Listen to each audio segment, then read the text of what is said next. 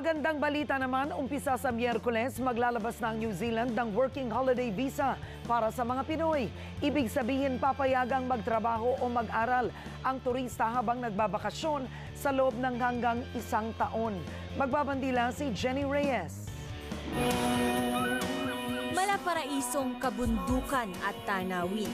Binansagang paradise of the Pacific at God's own country ang New Zealand dahil sa ganda nito. Dito rin kinunan ang sikat na Hollywood movie na Lord of the Rings. Pero bihira itong mabanggit sa must-visit places ng mga Pinoy.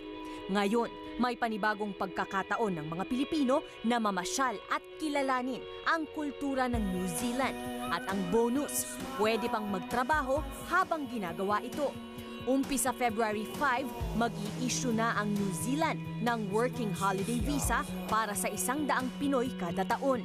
Sa ilalim nito, pwedeng mag-aral o magtrabaho habang nagbabakasyon sa New Zealand sa loob ng hanggang 1 taon. Ang talagang pakay nito ay para magkaroon ng cultural and people-to-people exchanges. Bukas ito sa mga Pilipinong 18 to 30 ang edad.